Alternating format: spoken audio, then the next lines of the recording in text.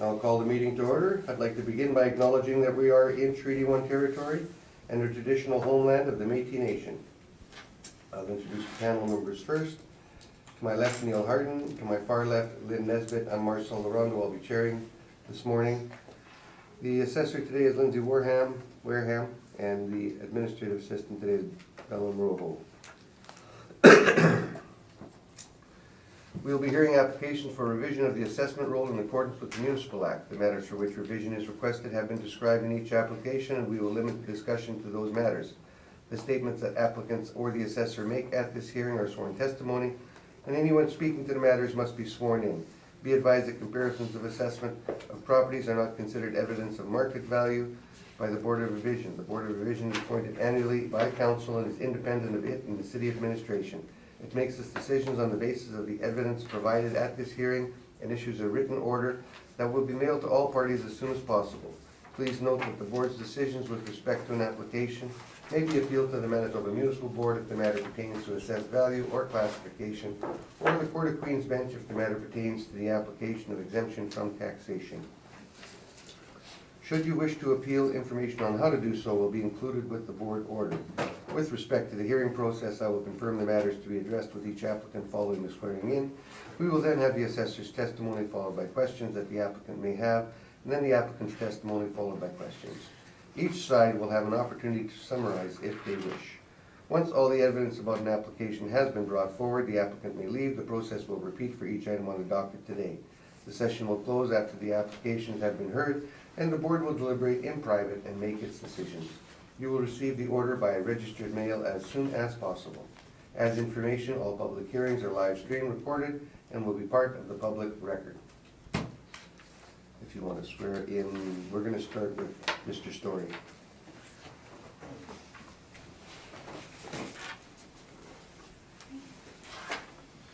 Please state your full name. Lindsay Wareham. And you said the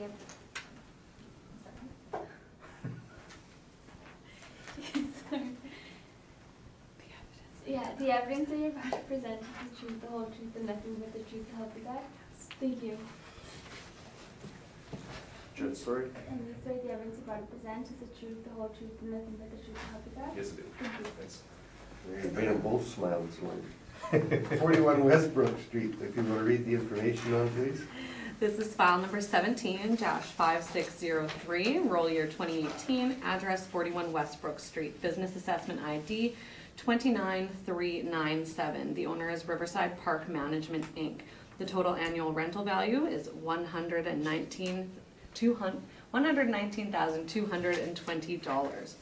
We have 96 parking stalls on this property. I think that's all we'll need Okay. because he's going to confirm it anyway. Yep, that's right. Confirm. And we'll move on to Pioneer Avenue next, please. We're looking at file number 17-5784, roll year 2018, address Pioneer Avenue, business assessment ID 36581, total annual rental value $119,220. Confirm, is that correct? Confirm. Thank you very much, Mr. Story. Thank you. Lyle, you're up.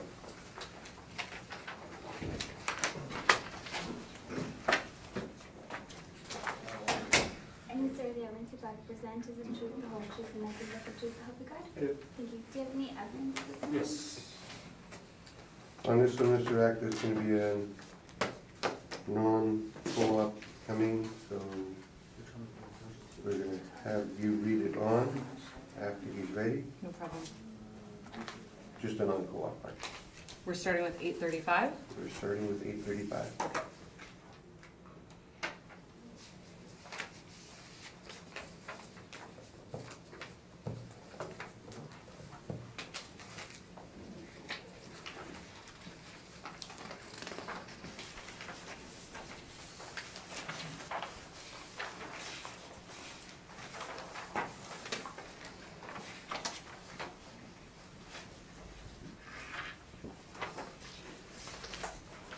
When you are ready.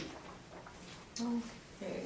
We're looking at file number 17-4962, roll year 2018. The address is 835 Notre Dame Avenue. The business assessment ID is 37171. The assessor requests that the burden of proof be placed on the applicant for non-cooperation as per section 53(3)(b) of the Municipal Assessment Act, and if a reduction in assessment is ordered, that it follows section 54(3.2) of the Municipal Assessment Act.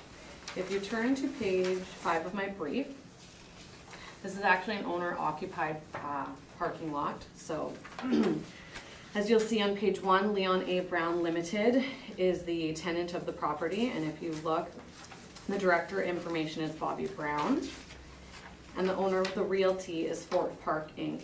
on page 7, and the director information is Bobby Brown. So they are two different company names, but they are the same parties, and this is an owner-occupied property. So for business assessment, owner-occupied properties in full, we follow through with the penalties that happened in realty, as per the same section of the Municipal Assessment Act. So this was requested in realty as well. And if you turn to page 3 of my brief, you'll see that when the realty was heard, that the penalties had been applied, and we're just following through with that as well. Any questions, Mr. Rack? No questions? Okay, any questions, Lynn? No questions. Any questions? I have a question. To be quite honest, it's the first time I've encountered this non-co-op on business tax. Doesn't that constitute double jeopardy for the, a double penalty for the same offense? What we do is we follow what's in the City of Winnipeg Charter, which outlines how we follow for business assessment.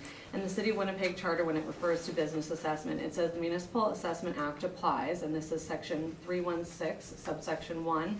The provisions of the Municipal Assessment Act, except those in section 3 and subsections 1715 and 1716 of the Act, apply to business assessment in the city. So all the same provisions of the Municipal Assessment Act apply, so we're still applying them in business assessment. And this is what, to my knowledge, our staff do for owner-occupied properties. And it doesn't often happen for business assessment because most of the time they are tenanted properties. So this is why it's very rare that you encounter this. Personally, I haven't had to request this in a hearing.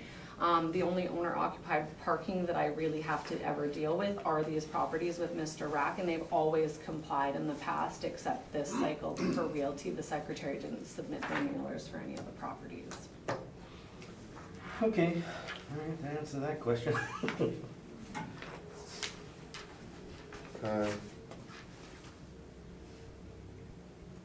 Lindsay, did you provide any information on the mail-outs? Pardon me? The mail-outs that you did. You didn't provide the mail-outs as evidence. Oh, the mailing information? No, we provided that for realty, and it's a significant amount of paper, so I just included the information from the realty, and Mr. Rack was the person who handled realty as well, and he can verify that they didn't submit it if you would like. Well, it's going to be challenging, so I guess we'll hear from them. But it's just, I like to see information. My apologies, I thought the realty order would have been sufficient because I always submit it for realty, so my apologies, I can make sure that if it comes up again that I include those. I have copies here from my realty briefs, but I'd have to get the secretary to make copies to submit them as evidence. Just because a previous board makes a decision doesn't mean we necessarily follow it, and we should have all evidence provided. I'm aware of that. Okay. Mr. Rack? I disagree with asking for non-compliance. Non-compliance in 16(1) of the Municipal Act refers to realty in which registered letters sent out for the realty information. There's nothing that is ever sent out or requested for the business assessment because that is why they send it out to the realty, and that information is supplied to the realty. There's no such thing as requesting information on the business tax, so I don't agree with that for non-compliance on business tax. And that's all your information you provided? Yes. Any questions, Neil? I'm just reading 16(1), yeah. Lynn, do you have any questions? Just ask the assessor another question. If you'd like to. Can you just tell me what section of the act you were referring to then? I was referring to the City of Winnipeg Charter Act, Thank you. and I was referring to section 316 subsection 1, where it explains where the Municipal Assessment Act applies. Okay, thank you. Okay, 16.1 doesn't specifically refer to realty. It just says, information or documentation that relates or might relate to, or that affects or might affect the value of the property being assessed, or might be relevant to the assessment of the property. So it talks about assessment, and in the Act, assessment is used in a general term which refers both to business assessment and realty assessment. And according to the act, that you have to request information. There's been no request for business tax. That request was made for realty.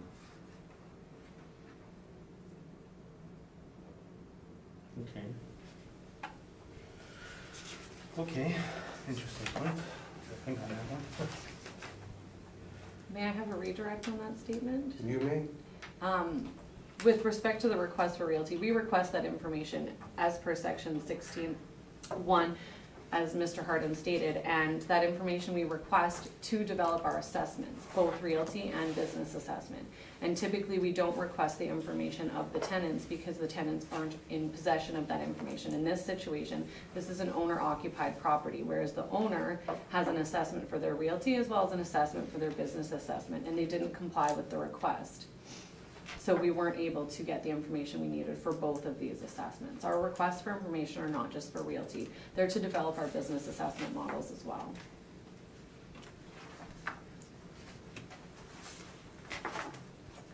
But when they dealt with this property, I've got to come back and redirect to you now, Lindsay. This board order reflects the entire property. It doesn't have just the parking lot, does it? This is just a full parking lot. That's 400 and, so 433 was the value that the board gave? Yes, the 433 is the value that the board gave. And you're using, well, we don't know what you're using yet, but, okay.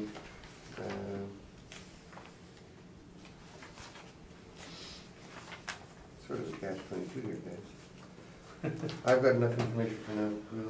Can you give us the room for a minute, please?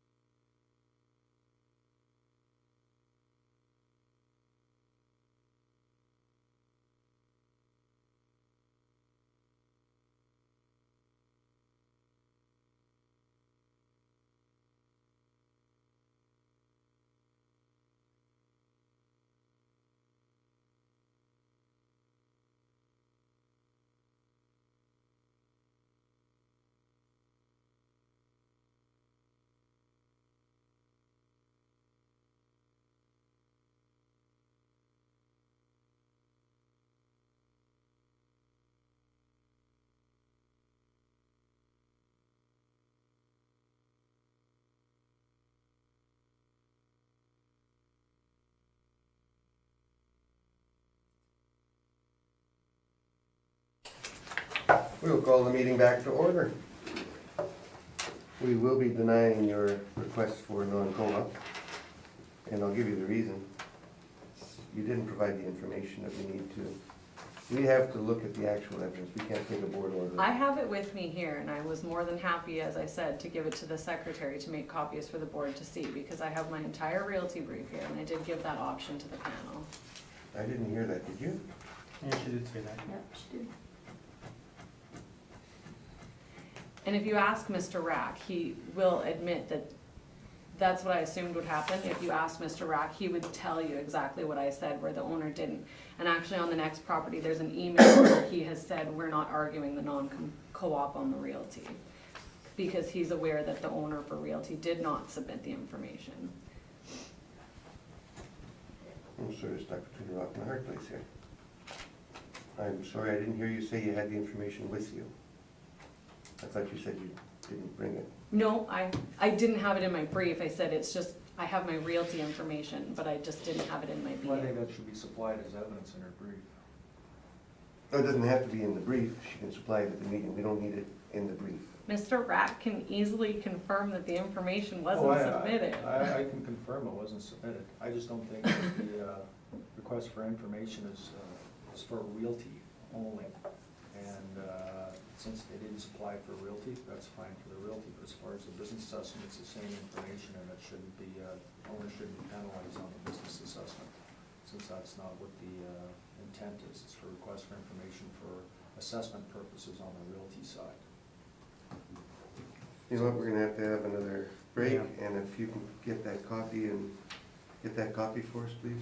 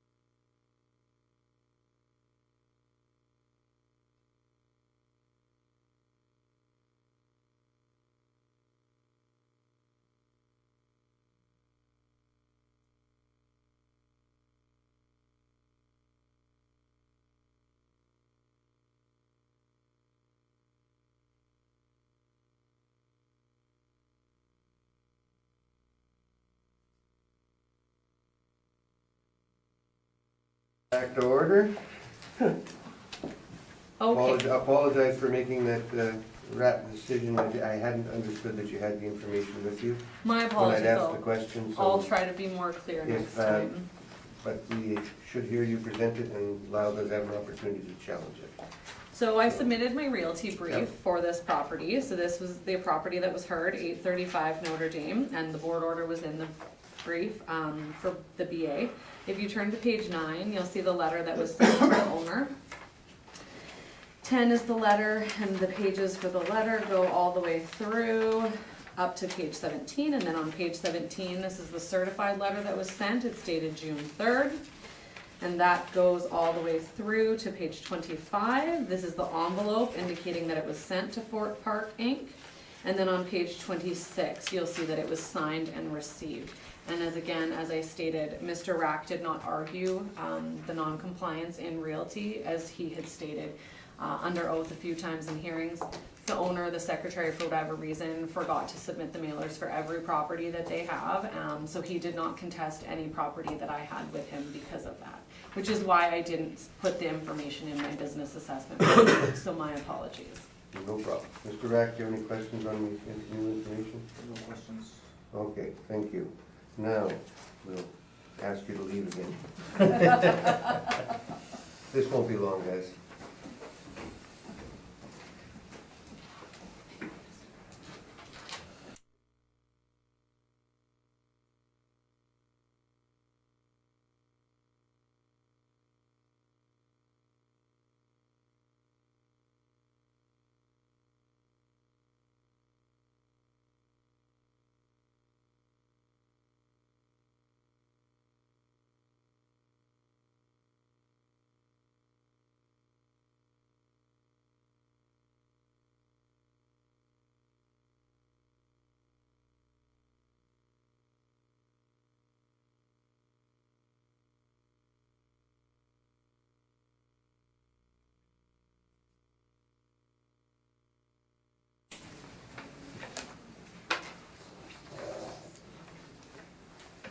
Okay, so we are going to give the city the non-co-op. You're gonna go first, Mr. Rack.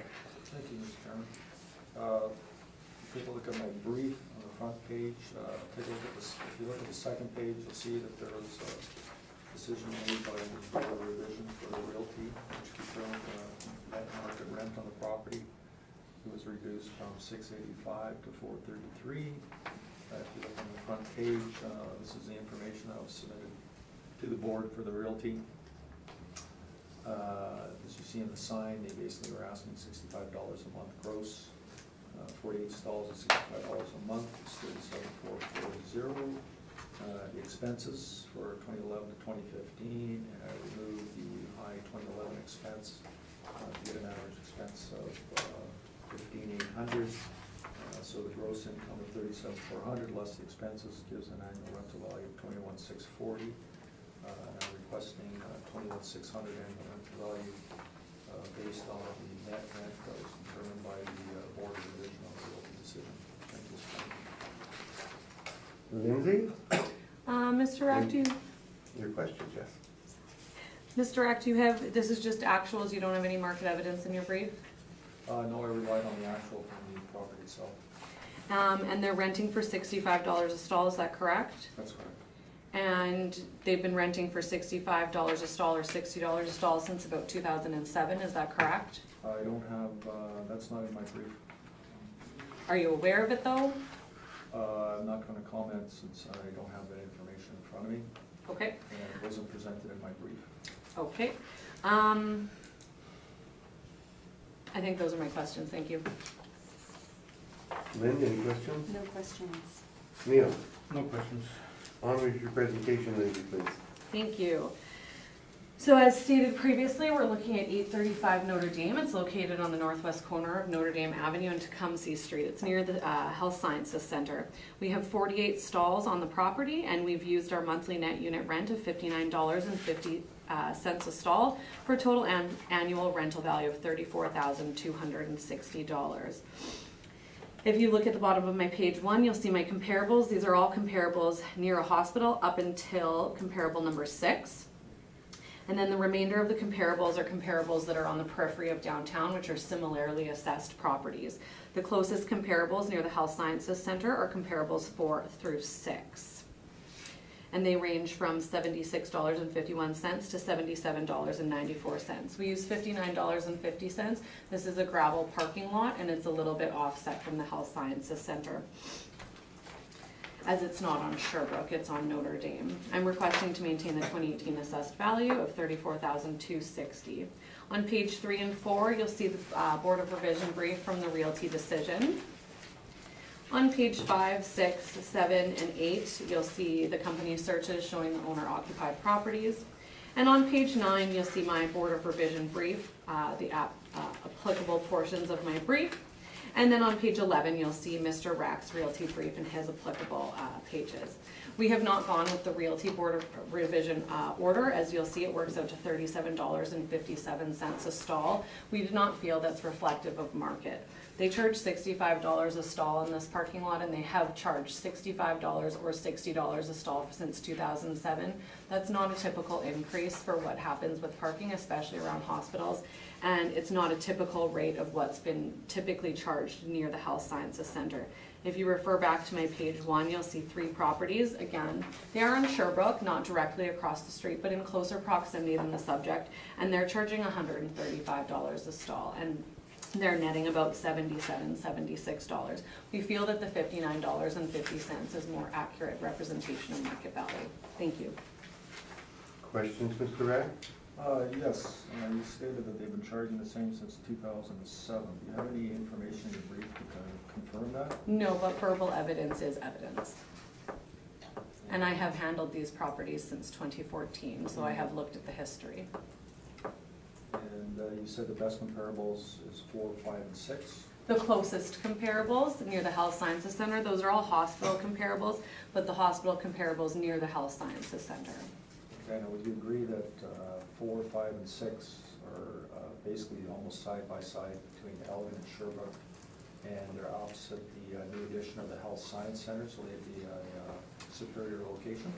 They are a superior location now that it was built, now that it's being built, but as of the reference date, it had just started construction. But it's definitely by the Health Science Center. And we've reflected that in the difference of $77 and $59.50. Could you explain comparable number 1, comparable number 7, comparable number 9, and comparable number 11? You have no monthly rent indicated. How do you manage to establish a net operating income per stall per month when you haven't indicated a monthly rent? The mailers for parking lots have a spot that say parking stalls and monthly parking. Owners don't always fill that out. So if you'll notice on Pembina Highway, there's a star beside stall count. So the owner has provided income and expense information. They just haven't written down what the stall count is or the monthly rate, because a lot of properties don't have monthly rates. They just operate on a casual basis. So they're actually unable to fill that out in some cases.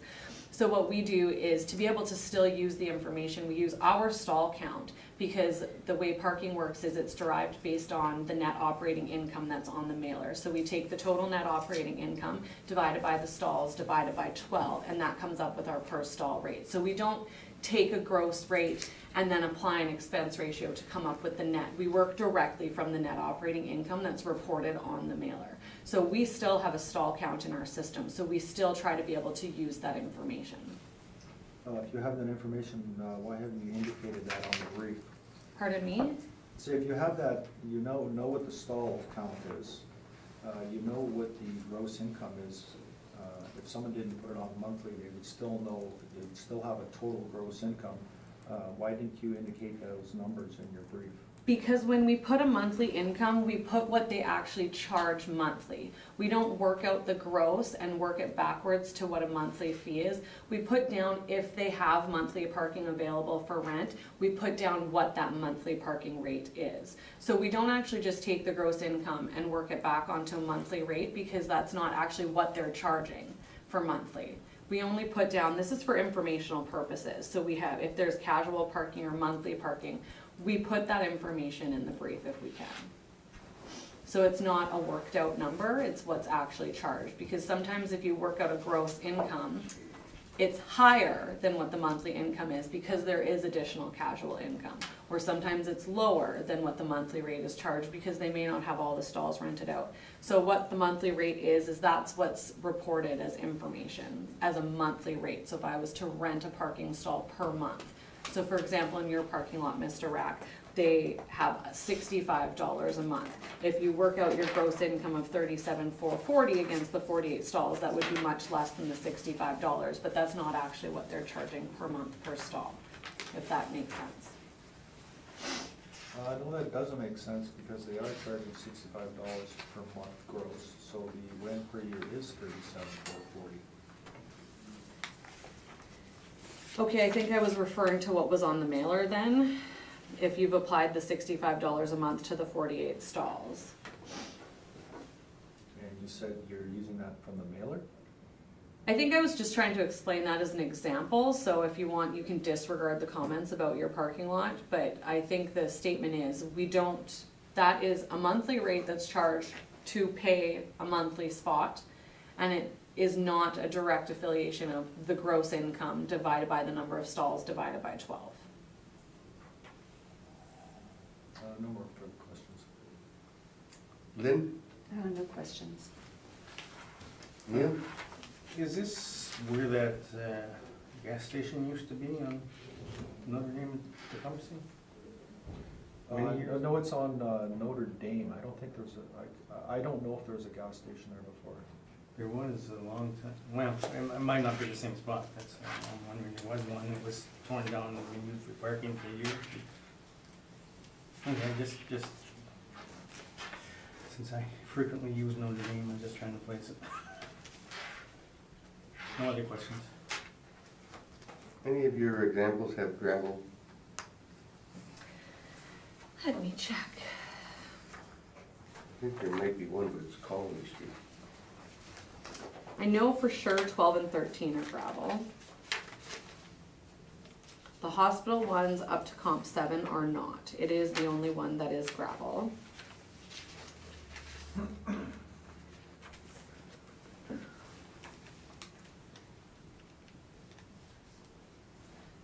11 is gravel.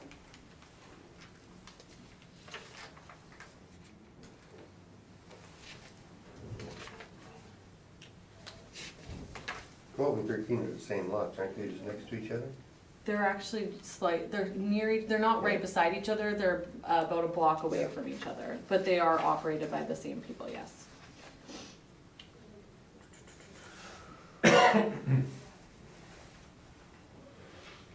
Yeah, so comparable number 11 and 12 and 13 are gravel.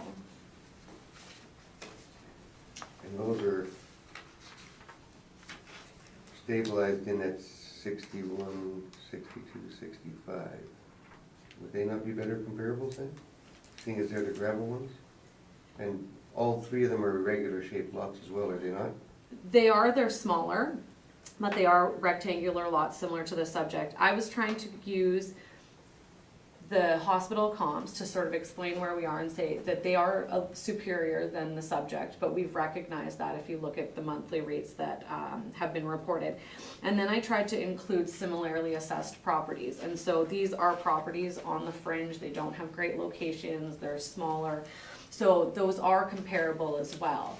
I sort of meant best comparable as in the most close to the subject property. So I think all of my comparables do give good information and represent, in my opinion, that the number we have is correct and a good representation of market value. So that's why I have presented them. But when I used best, I was just trying to give an idea to the board of where the closest ones were with respect to the Health Sciences Center. Do you think a parking lot that has pavement on it has got more value than one that's just gravel? Typically, yes, and again, like I stated, we've reflected that in the much lower rate. Your rate that you gave was 50,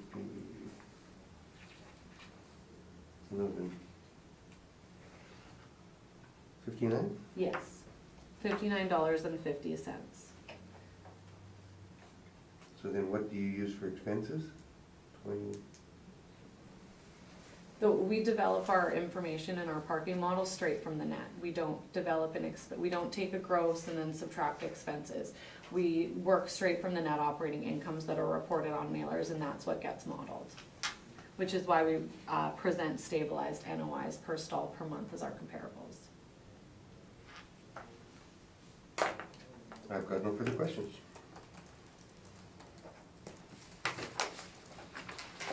On to the next one. Just a nice summation. Oh, sure, let's do a summation. As stated, it's a gravel parking lot. There's no casual, no evening parking, no weekend parking. There are no clubs in the parking lot. And in my realty brief at the time submitted, there was actually 10 vacant stalls. Being at $65 a month, there's 10 vacant stalls. I think that the board has made a decision on what the net market rent is from the realty, and that should be maintained for the business assessment. Thank you. Thank you. Summation?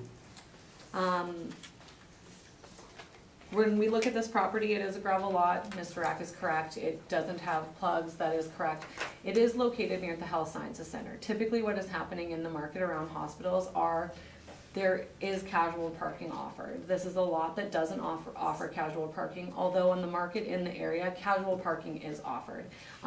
Looking back all the way to 2007, and I have done that, they've charged $60 or $65. They have not increased it, and that's not typical. When you look at even just from 2012 to now, to the reference date of April 1st, 2016, parking has increased significantly. And to not have your rates increase to tie in with the market, they're charging below market rates and they're not seeking their full potential. So the information I have presented comparables from the market that's been reported by owners near hospitals, on the fringe of similarly assessed properties. We have gravel lots in there, we have lots that don't have plugs as well.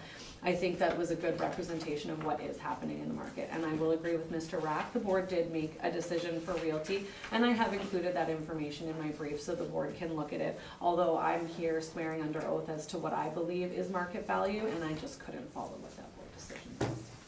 Thank you. Let's move on to the next one. And that will be Cumberland. Again, we're going on co-op. Pardon me? Sure. Are you agreeing with non-co-op on this one? Yes? We don't have to have the evidence. Oh.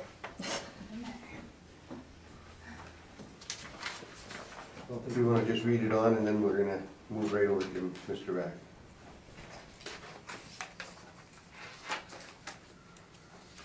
Oh, You like still have read. to just read the roll number. So one. we're looking at file number 17-4961, address Cumberland Avenue, business assessment ID 37162. The assessor requests that the burden of proof be placed on the applicant for non-cooperation as per section 53(3)(b of the Municipal Assessment Act, and if reduction in assessment is ordered, that it follows section 54(3.2) of the Municipal Assessment Act. Mr. Rack, you're not challenging it, so you're up first. Thank you, Mr. Chairman. If you take a look at my brief, you'll see that the parking lot is opposite the Calvary Temple. It is a gravel parking lot. It has one row of plugs in it, 40 stalls. You can see that picture's taken from 2015 to the summer of 2016. They had an asking rent of $125 a month, evening $80 per month. They've not achieved not one stall rented at $125 a month. You can see there, this information that was presented, vacancy at the realty, there wasn't any board for the realty. Vacancy, as you see, there's always been a number of stalls vacant through 2011 to 2016. I'm using $100 per month gross for 40 stalls, it's $1,400 per year. Then you get the expenses for insurance, property management, hydro, maintenance, wages, and property taxes. Property taxes are roughly 23% of the rent. Expenses are 38%. The average expenses for the assessment department, as the assessor stated at other hearings, is 45%. That is below the average, or above the average for this lot. It works out to $61.50 per stall net.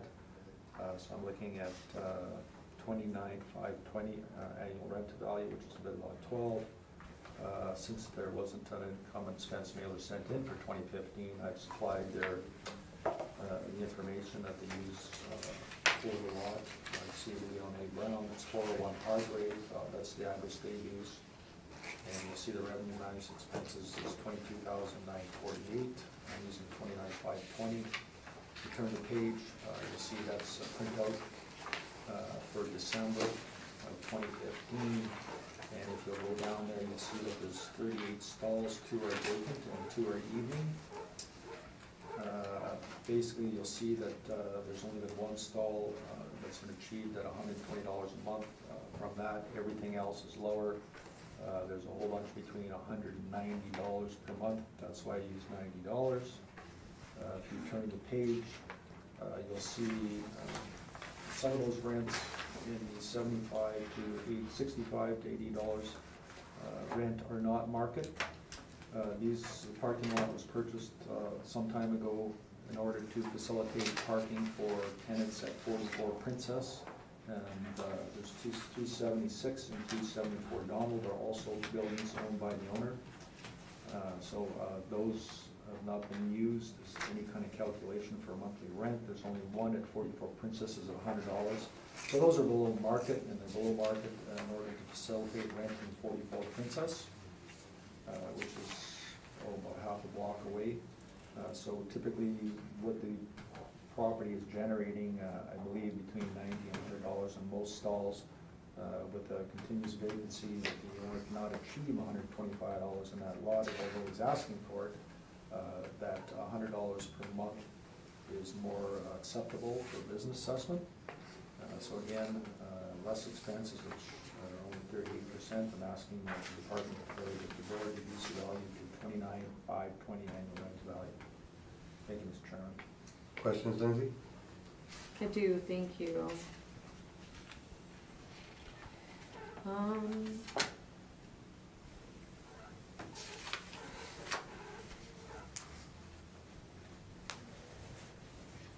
Actually, I don't have any questions, thank you, Mr. Chairman.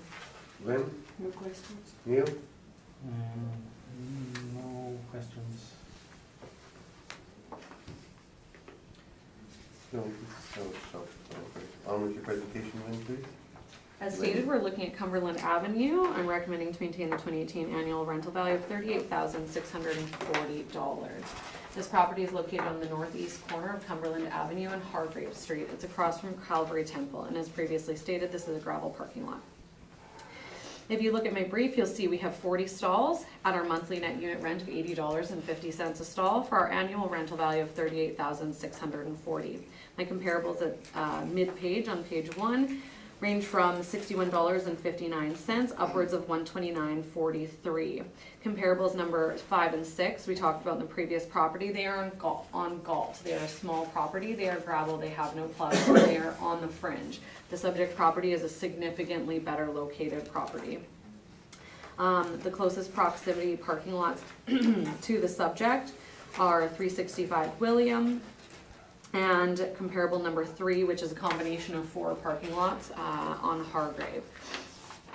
If you look at page 2, you'll see the Board of Revision decision from the Realty. I've just included it because for all of my BA, I include the Board of Revision decision as well. On page 4, you'll see an email from Mr. Rack for the Realty property indicating that he was accepting the assessor's recommendation on the property.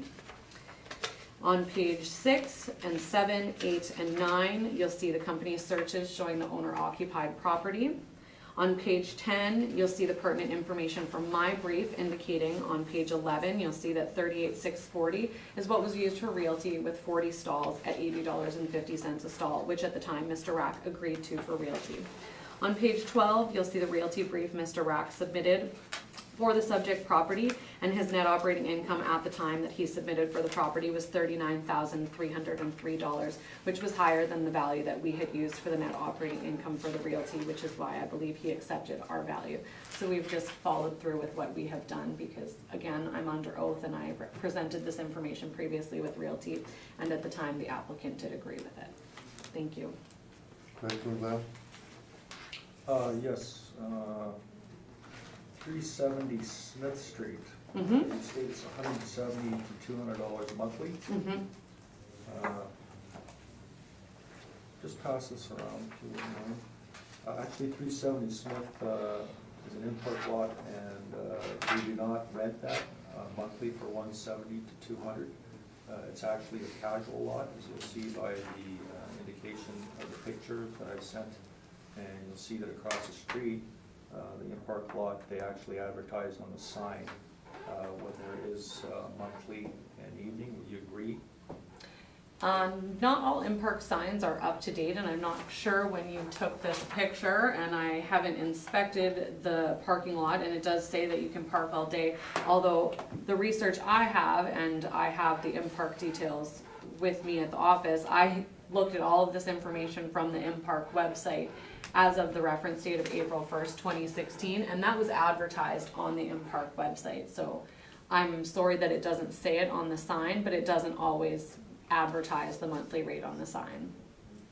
I actually researched the lot myself from in-park, and I couldn't find that it was actually monthly parking, but that's all right. When did you do that research, Mr. Rack? Was it prior to the reference date of April 1st, 2016?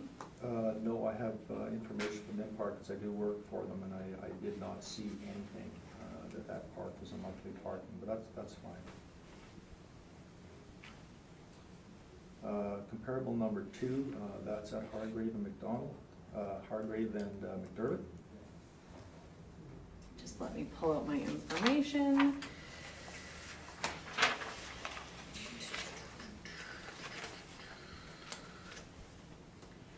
Yes, it is.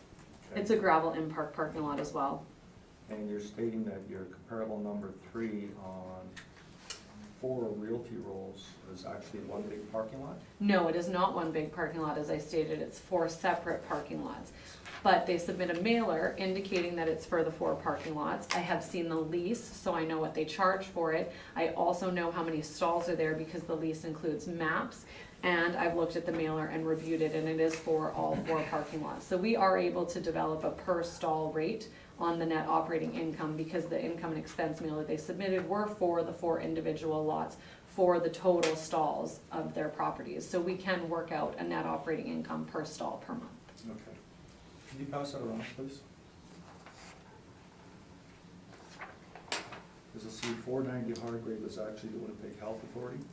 Yes, and they have parking on that property, so those stalls. I'm making a statement, you can, Okay. you can add your information. So there isn't, that's not an in-park lot, it's actually part of the Winnipeg Health Authority on their property. This is a question, right? Is she not being questioned right now? Yeah. Oh, You're asking her questions right now because she's presented, right? yes, It's more like a rebuttal. I'm just stating that that's, would you agree that actually the Hargrave is the actual Winnipeg Health Authority? We don't present parking lot information that is just in park and that is just Indigo or a parking management company. We look at all types of parking in the downtown. We look at owner occupied parking, we look at tenanted parking, we look at parking lots. Any parking lot that is a standalone parking lot that provides information to us, it goes into our model. We don't just look at, no, I'm answering the question, thank you, No, that's Mr. not Rack. what I asked you. I just asked you is, would you agree that that the picture I'm handing around on Hargrave is actually the Winnipeg Health Authority? It is, and Okay. as I'm going to explain and have tried to explain on a number of times, I just asked you, you can say in your summation, I'm just asking if that is that. I don't know the relevance that it has then, Mr. Rack, thank you.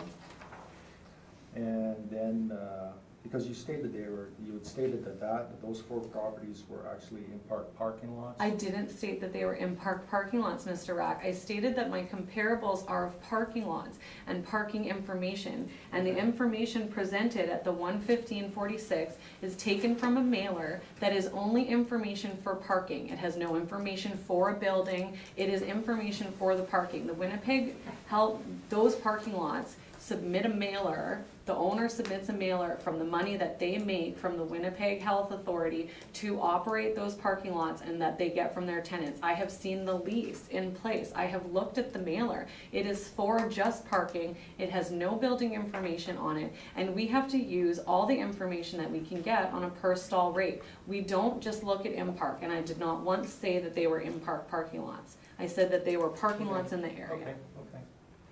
And can you hand that up, please? Just pulled it away.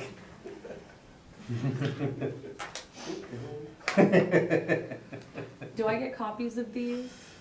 Well, you can keep them, I'm just handing so someone can see what it is. I'll We'll get- send them to you after. Okay.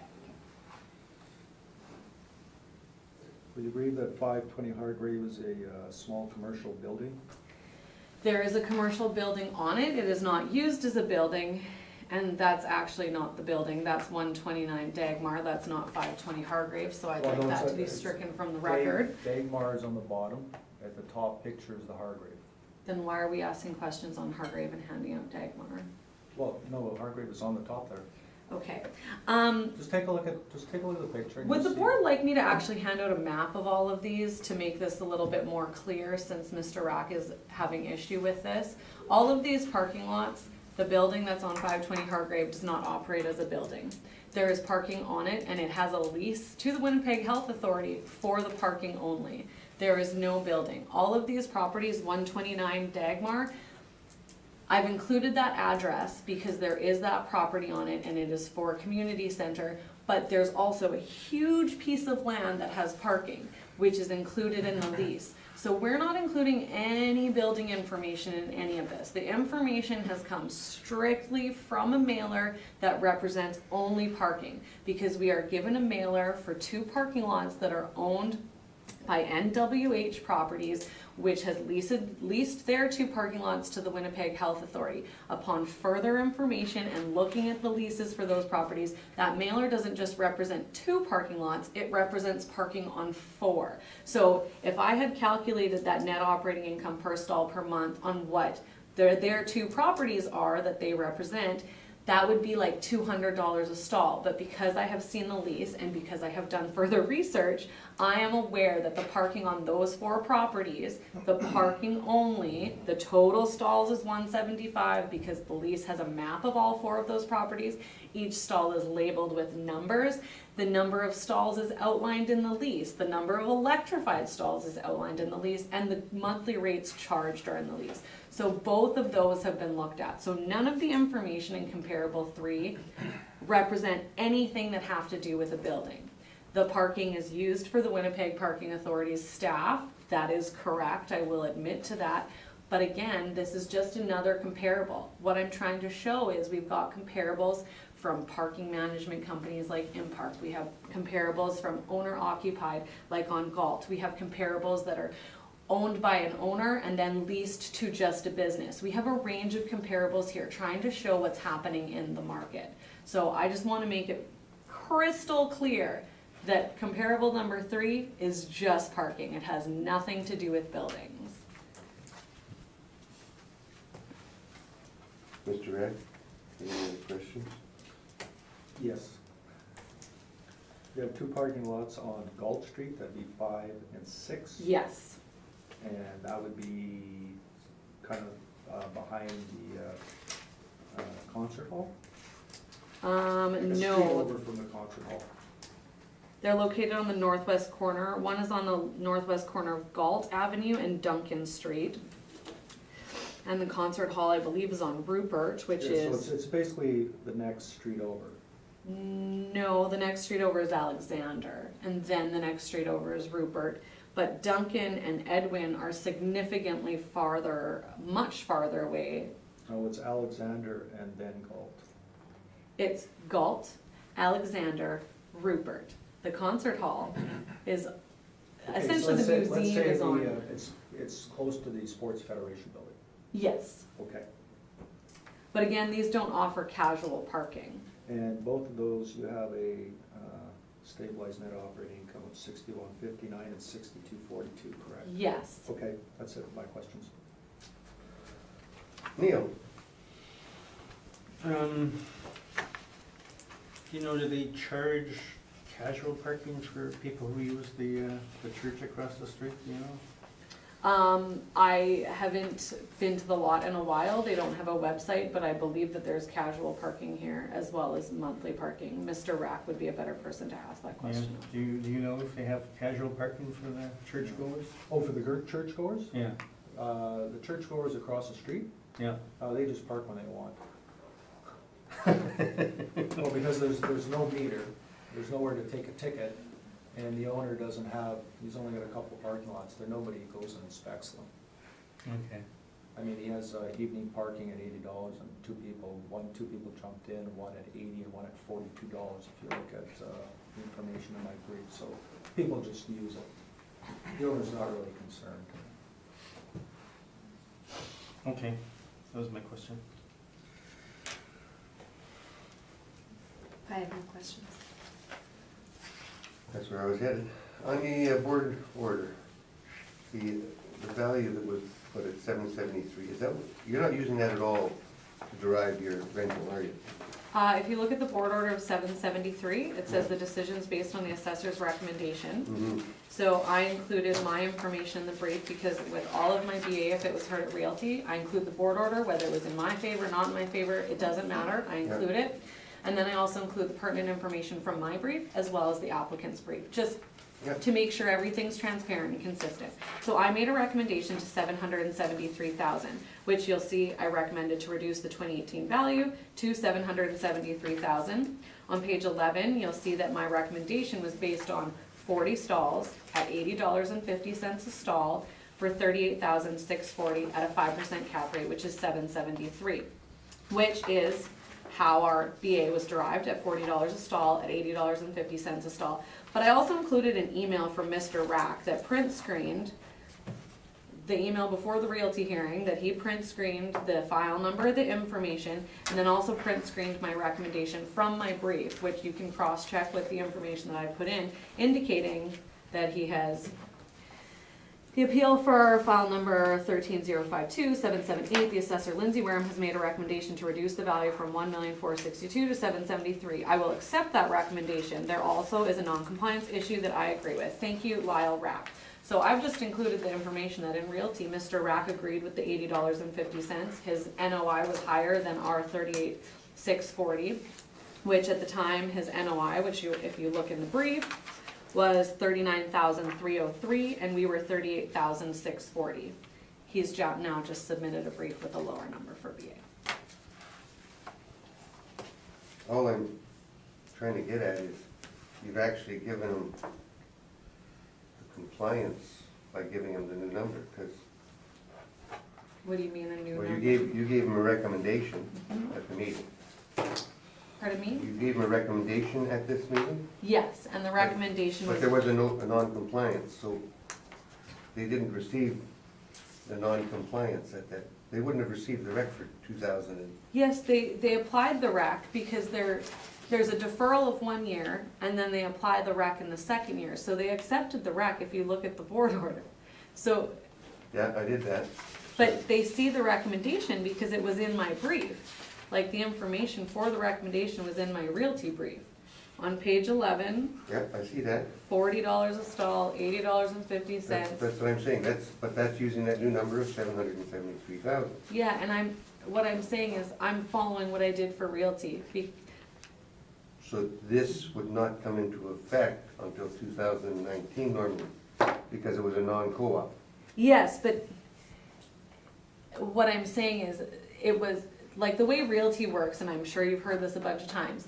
It came up with a land value. It Yeah. defaulted to a land value that I reviewed the land sales that was, so it had nothing to do with me lowering an income value. The income value on the property was the $80.50. That's why you'll see there was a significant reduction, because I reviewed the land sales, and if you look at $733,000 on a per square foot rate, it's much more representative of what's happening in the market. Also, I have a number of comparables, and $80.50 I believe is market for that area.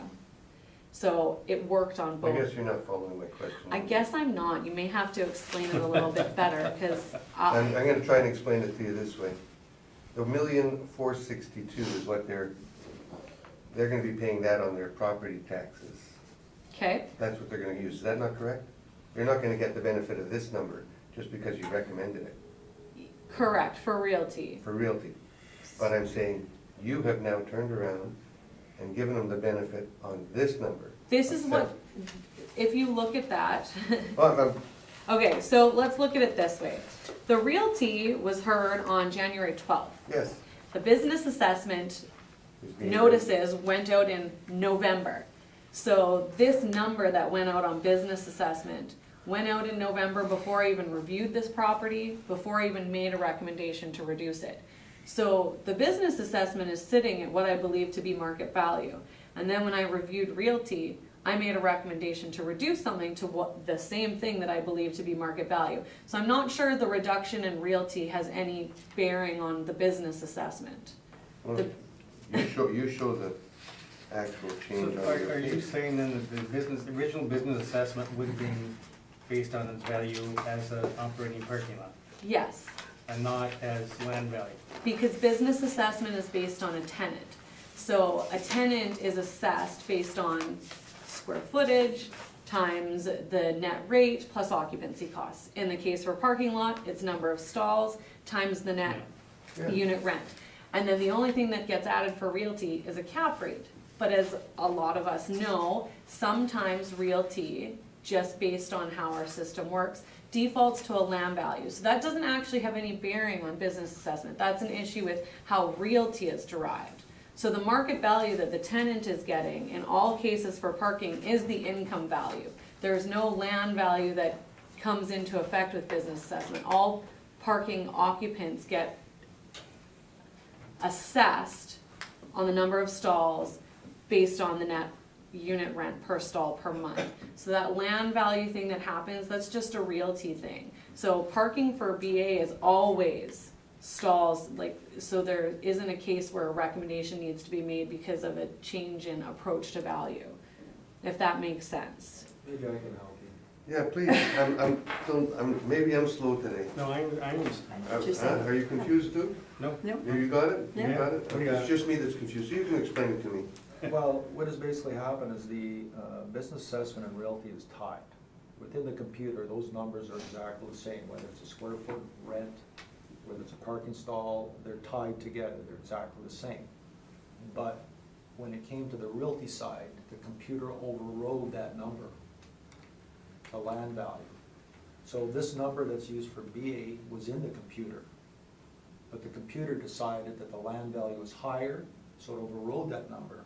For realty. But it won't override that number. The BA stays the same. So if you looked on the computer and you looked at the realty, the original realty calculation by the computer, it would have been the same that she's defending today at $80.50 a square foot per stall. It's just that it overrode that value. But that value would still be somewhere in the computer. As the initial assessment. The initial realty assessment. Realty assessment, yeah, initially. The- But they still had a penalty, they weren't given the benefit of this during the, Yes, they weren't, but again, I know, we're lumping things together that are sort of separate issues. Like there's a non-compliance and a penalty that's applied has to do with the fact that a mailer wasn't submitted and it wasn't received. so is this the same value that was put the previous year for the BA?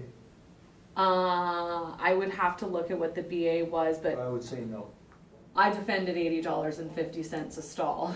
It was probably a little over last time. Okay, I'm good, we'll have that discussion when we get, you Yeah. guys can really work on explaining it to me. Yeah, well. I'm not saying you're not doing a good job, Valencia, I'm just Can I have saying, a summation, please? yes, we're gonna have summation, Okay. and you're gonna do that right now. Okay.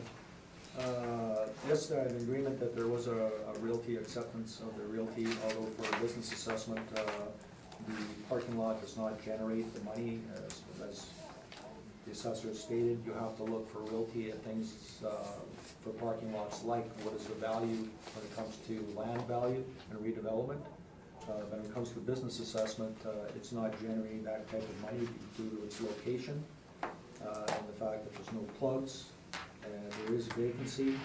And if you looked at her comparable number 5 and 6, which I think is in a better location downtown, pretty close to the Federation Building, and the rates there are $61.59 and $62.42, and the subject property is at $61.50. So I think the subject property, the value I've come up with is quite acceptable for its location, and I'm asking the board to reduce the $29,520. Thank you. Thank you. Foundation, Lindsay? I believe the $80.50 is appropriate. It's what has been consistently used in the area. I've shown market comparables, which the applicant has not done. Comparables that he has stated are in a better location of comparables 5 and 6. Those are 12 stall gravel lots that are used for an industrial tenant for their staff to park there. They are not in a good location. This is a large parking lot across from Calvary Temple, near things like the Burton Cummings Theater, closer to the heart of downtown, and not something that is near Edwin and Duncan, almost near Waterfront Drive, that is significantly further away than the Concert Hall and Sports Federation. People don't park there. There is no casual parking in comparables number 5 and 6. The subject property charges significantly higher than the $84 a stall that those two properties charge. If you look at my brief, what Mr. Rack has submitted for Realty and what he's submitted for BA are two very different numbers. We've submitted the same information, we're defending the same information, and we believe that to be market. Thank you. Thank you. Thank you, Mr. Reck. We're gonna take 5. Guys, we're taking 5. Okay.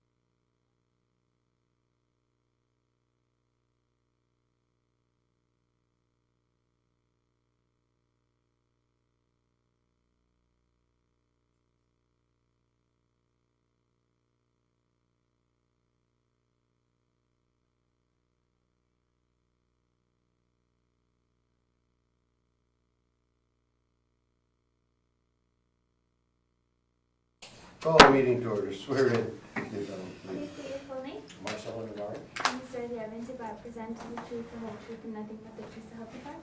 Thank you. Do you have any evidence this one? For one, yes. I'll take it now.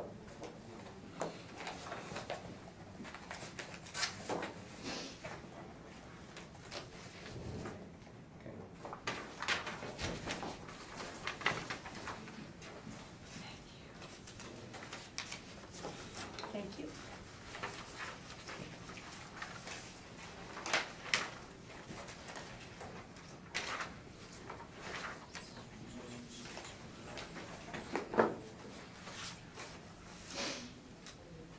When you are ready, Maria, we are going to deal with the property on Lombard first, correct?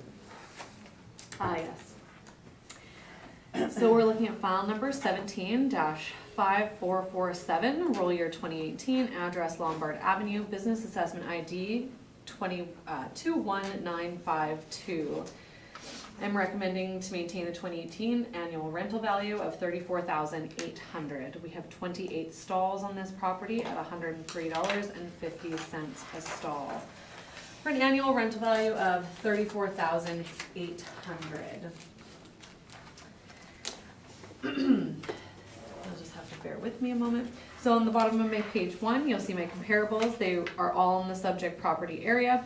They range from $100.59 upwards of $283.40 a stall. If you turn to page 3, you'll see the Board of Revision order for this property. It's located on the corner of Mill Street and Lombard Avenue. It is near the Ball Diamond. It's part of the Ball Diamond parking lots. On page 5, you'll see the brief that was submitted. Again, we used 28 stalls at $103.50 a stall for an annual net rent of $34,776, which again is what was used for BA. On page 7, these are the in-park details for the subject property. Again, as stated, it's on Lombard and Mill, in-park lot number 51. They charge $200 a stall and $175 a stall, as well as they have casual parking there. And then I've included the applicant brief for the realty as well. It is not Mr. Navarro, it was another applicant who deals with the Ball Diamond parking lots. And they contested the cap rate at the time. That's my presentation. Mr. Navarro, We're asking for confirmation. confirmation? Yeah. Thank you. No questions from the panel members? I guess the only question I have is the stall count is 28 for the city and 27 for the original. Was that resolved or? As Mr. Story stated, I will go with the assessor. I don't have the time to count stalls, she does. That's okay. Where can we picture that coming out of the city? Well, it did. 216 Logan, please.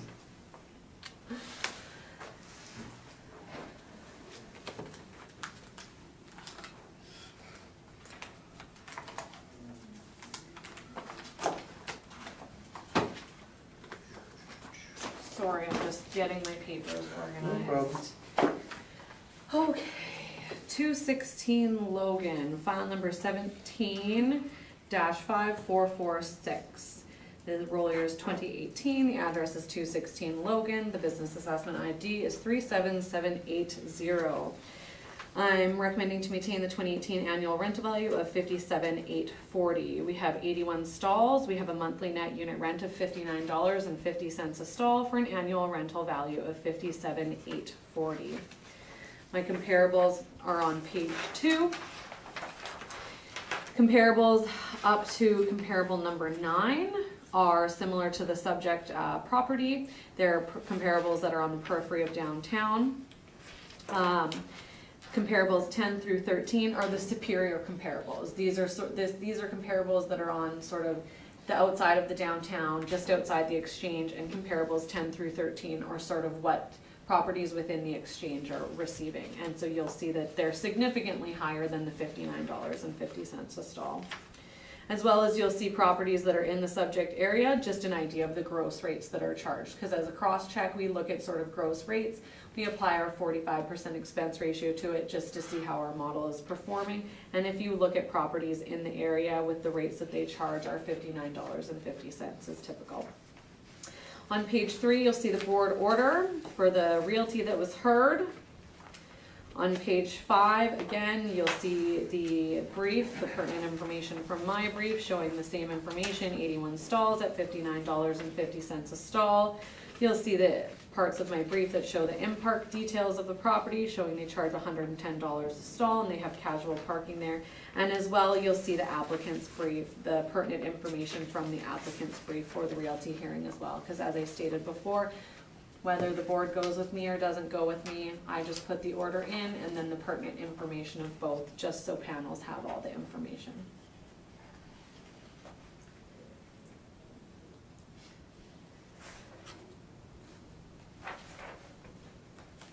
Questions, Mr. Navarro? No, we're asking for confirmation on this one. Confirmation? Any questions from the panel members? Any questions? And was it just a cap rate issue on the, no, all right. Okay. The next one is William Stephenson Way.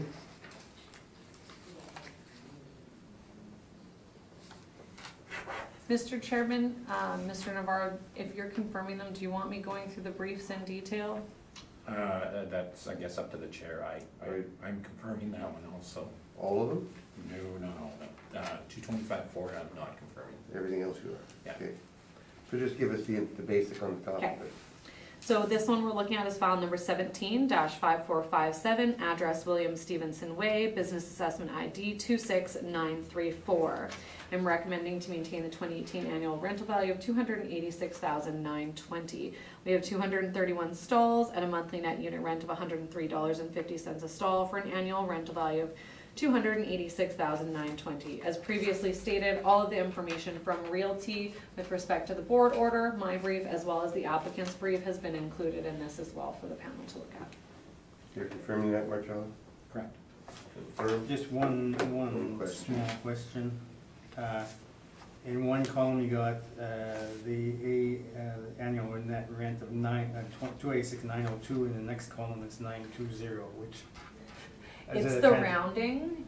A business assessment has to be divided by 12. So the way business assessment works is when it has a weird number like a 50, we have to work it out on a divisible by 12. So the actual annual rental value is $286,920, and the original one, if you do the math of 231 times 103.50, it would be $286,902. But then to make it divisible by 12, you have to do the rounding up and I down. had forgotten about that, divisible by 12 in 2 years. Spending too much time on holidays. Too much rum. Let's move on to the next one, 225-4. This one you're gonna Yes. speak to, correct? Okay. This one you do the whole thing. Perfect. So we're looking at file number 17-5441. Just one moment, I have to pull up the stuff to make sure I have everything together. Okay. Roll year 2018, address 225 Fort Street, business assessment ID 20196. This is in Park Lot 86. And it is located on the east side of Fort Street between Graham Avenue and St. Mary Avenue. It is very close to Skywalk access, and it's near the Tim Hortons on Graham Avenue. And that Robbins that's there up in the skywalk of that building. So I'm recommending to maintain the 2018 annual rental value of $52,140. We have 42 stalls at a monthly net unit rent of $103.50 a stall for an annual rental value of $52,140. $103.50 a stall is the typical rate that's been applied in the area for all parking by the assessment department. If you look at page 1, my comparables are all in the subject area. They range from $97.46 upwards of $163.59 a stall. If you look on page 2, you'll see the board order from the realty that was heard. It was heard on January 31st. On page 4, you'll see the pertinent information from my brief from the realty hearing. You'll see that we used 42 stalls at a monthly net unit rent of $103.50 a stall for an annual net rent of $52,164. On page 14, this again was in my realty brief. It's the in-park details. It's in-park lot 225 Fort Street, in-park lot 86. They have two types of parking. They have reserved and random, $215 and $190, and there's a wait list for the $190 a stall. And if you apply our expense ratio of $190 a stall, it works out to $104.50 if you apply our 45% expense ratio to the 190. They also offer casual parking here as well, and you'll see that they list 42 stalls as well. On page 8, you'll see the applicant's brief, or the pertinent information from the applicant's brief from the realty hearing as well. That's my presentation, and I'm happy to answer any questions. Questions, Marcello? Did you inspect this? Not this cycle, Okay. but I have walked by it a number of times, but I haven't physically inspected it for my job. I don't think I have any other questions. Neil? No questions. No Lynn? questions. No None? questions. I've got none. On with the presentation then, Marcello? Yeah. If you please turn to page, I'm sorry, it's the very last page of the brief. I'll just take you through the income and expenses that were provided to the city of Winnipeg. As you can see, the parking revenue is $71,440.84. Expenses, there are no expenses to the owner. In terms of taxes, they are paying $22,662.46. Miscellaneous expenses of $1,318.47, for a net income of $47,456.21. I believe that works out to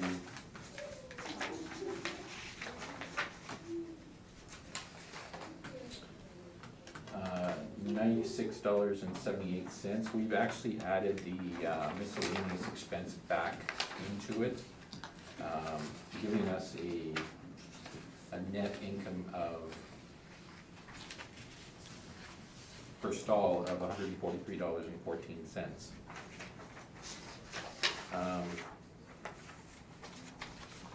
We've gone with the net as per the income and expenses provided by the owner.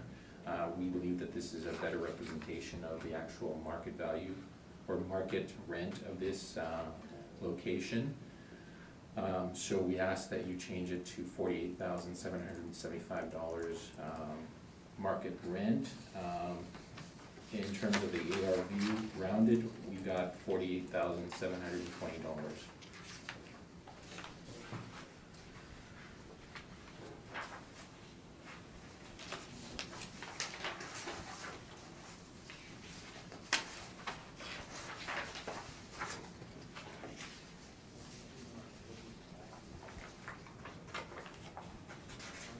And this was appealed to the municipal board. This is the one we're dealing with, huh? Correct. Yeah. I'm just turning the very last page.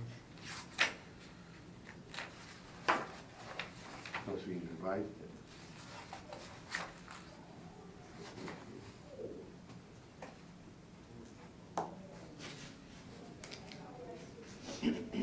Questions, Lindsay? I just have a couple, thank you, Mr. Chairman. So, just so I'm clear, Mr. Navarro, you've used the statement that was submitted by the owner for this property. So the income that the owner receives and the expenses the owner pays. No, the owner doesn't pay the expenses. But it says insurance, property taxes, and miscellaneous. Yes, with no amounts there. As you can see on the next page, or sorry, the previous page, you can see that Imperial Parking is actually paying a rent on this. $6,011.77 monthly. That works out to actually the $71,440.84. So that's how I got that. Okay, so what I'm looking at, so the $6,011.77 works out to $72,141.24. Yeah, there's a small difference of value there, but it's essentially the net rent that they're charging. Okay, so that's the net rent, and then the expenses that are subtracted off, so what you're saying is Impark receives an income that we can't see, and then they subtract the expenses that Impark pays, and that's what the 72, 70? So just to be clear, this is the rent that Impark pays to the owner. Uh-huh. Impark pays their own expenses on that income, Mhm. okay? Yes, we don't have that income. We are basing this on the rent that's been charged for this location. Okay, so we're basing the business assessment information that Impark is liable for on the income and expenses that the owner pays and receives. For sure. Okay. Yeah. Okay, and so we have no information on anything from Impark other than what they pay the owner to handle this property? That is the net rent, so technically that's all we have to provide at that point.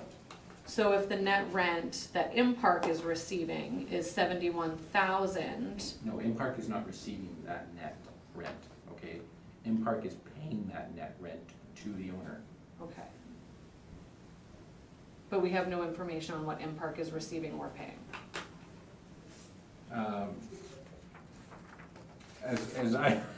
As I know the definition of rent, it is what one willing party is willing to pay for the lease of a property to another.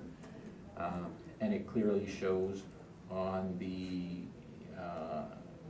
income and expense information that Imperial Parking is being charged a rent of $6,011.77 monthly for the lease of this property.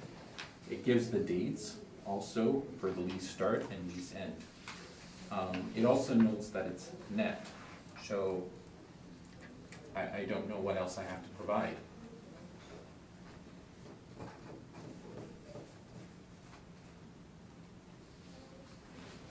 The property taxes are being paid by the owner. Business taxes, I'm assuming, are being paid by Impark, but the owner has noted here exactly what they are charging in terms of rent to that company. Okay, I think those are my questions. Thank you, Mr. Chairman. Lynn, So when you come down on your, and get to net income, Yeah. you've netted out the property taxes. I'm just trying to understand, this net income is the income for the Royal Canadian Properties Limited on this lot, correct? Correct. After netting out property taxes. Correct. And you've added back in the miscellaneous. What is miscellaneous? And Just so for that reason that I was not You 100% weren't sure sure. what it was, so that I you- thought it that, just goes back. exactly, so it went back in. Okay. And the lease, I think you said, has been the same since 2014. So the fact that this goes past the reference year probably is a non-issue because Yeah. it's the same for the, okay, thank you. Neil, Okay, I was wondering about any effort to stabilize it too, but if it's the same rent since 2014, you know, the only thing would vary would be the property tax and, Correct. okay, I understand. I'm glad you do. Imperial Parking is renting this land Correct. from whoever the owner is. Well, Brad? what is their business opportunity on this property? I mean, they're the ones that are paying, who are responsible for the business tax, For sure. not the owner. No? So should we not be using their numbers, not the owner's number? Because you're using the owner's number. This $6,000 is the owner's rental income. Well, we've included the property taxes in there because this is the methodology that we've used. I mean, again, as Ms. Wareham has stated, the model as they calculate it includes property taxes, it doesn't include business taxes. And in this case, the leasee, which would be in park, would not be paying the property taxes, so there's an issue with the model itself, because it's really not accounting for what's being paid by the actual leasee. However, we have to come up with a value in the end based on something. We think that this is probably a better representation. You can agree to disagree with me. Yeah. It's just, the way I look at it, that $6,000 is an expense for him each month, for Impark. It is an expense? It's an expense. No, for. He's renting it. He's the third party who's renting it. He's the one who's liable for the business tax. He is liable for So- the property taxes. So but he it is should be essentially- showing his revenues and using that as an expense. Well, we don't have that information, however, as we view it, this is a lease. It's no different than a lease would be in a regular rental scenario. It's just that the property taxes are being paid by the owner. However, we're trying to come up with the final value, which is that net rate per stall. It's a. Which is it's- implied. It's a small number, but what I'm looking at here is, why would Impark, are we saying Impark did not supply this city information on this parking lot? No, Impark wouldn't be required to supply this information. But they're the business. They are the business, correct? They don't pay the property taxes, though. But they pay the business tax. They pay the business taxes. So the owner is then liable to supply the information that Impark's got.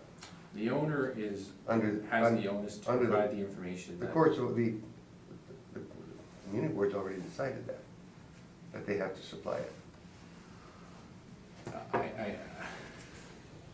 I don't think anybody really knows how that should be determined yet. The owner is obliged to provide what they receive in income. and- You're aware of the case. Yes, I mean, it's right up the street here. yeah. The owner did not supply it. The court said he should have supplied it. The courts have already decided that Impark was responsible for, well, at least to supply it to the owner.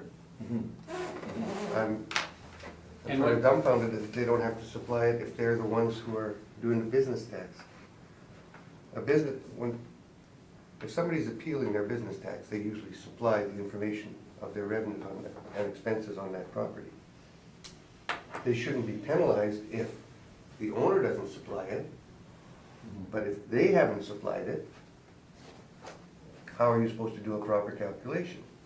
How can you do a calculation without having the proper information? Well, Because you're guessing right now. I don't believe we're guessing. That is the revenue that they receive from Impark, correct? That's what they do, but Impark has revenue that they're creating, or they're not taking this lot on for free. They're Yeah. making money. Yeah, we don't have that information. But that's what's supposed to generate the BA, is the revenue that the property is making. So the This number is you're the giving us is information an that I actual have. expense. Yeah. It's not revenue. Mhm. So Well- are we not further ahead to use a model to drive this one if they don't supply the information?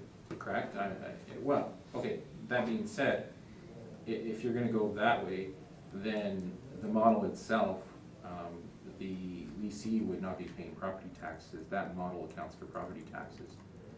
It doesn't account for business taxes, and yet the leasee pays the business taxes. So, The leasee being the owner, the leasee being Impark.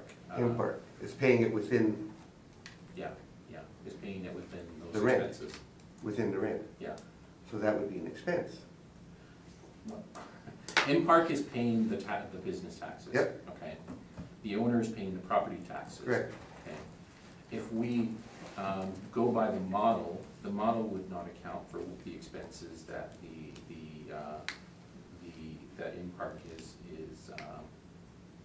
is incurring, nor would it nor would it account for the income, because if, for example, if we were to include the property taxes, if we were to look at this as an actual net lease, those, the taxes would come in as a recoverable. How is the model accounting for that? It's still recoverable because Yeah, but he's showing that an expense is Exactly, but recoverable. if that's the case, then your rents would not be as high as they would be projected here. What are you projecting the rent should be on this one? Because you're not showing that number, are you? Well, I think in the original one, I defaulted to this, the net income of 47,456. Mhm. In this case, I just added back the miscellaneous expenses to this.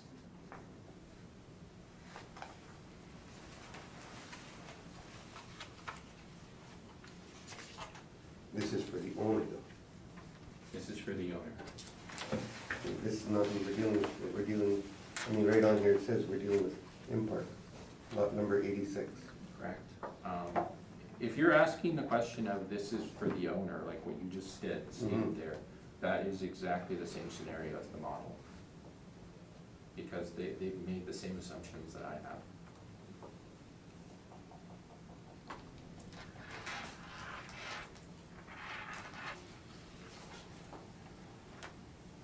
You make everybody look my brain today. I've got no further questions. Anything in summation? In summation? You're good, you're good? Let's move on to the next one.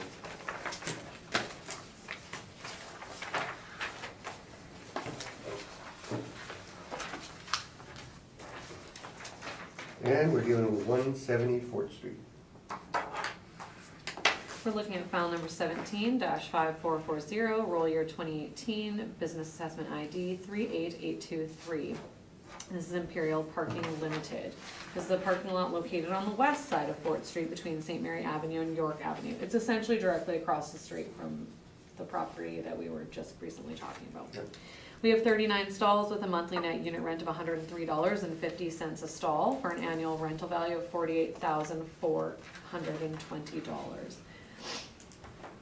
I'm recommending to maintain the 2018 annual rental value of $48,420. Again, my comparables are all in the subject property area. They range from $97.46 upwards of $163.59. Have Are you turned? confirming this one? Yes. He's confirming it. Okay. I go until someone stops me. Any questions? Any questions, Lynn? No, I have no questions. Leah, no? Thank you. You're confirming it, thank you. Lynn, you want to see your parking? You did, Good. Shut her down.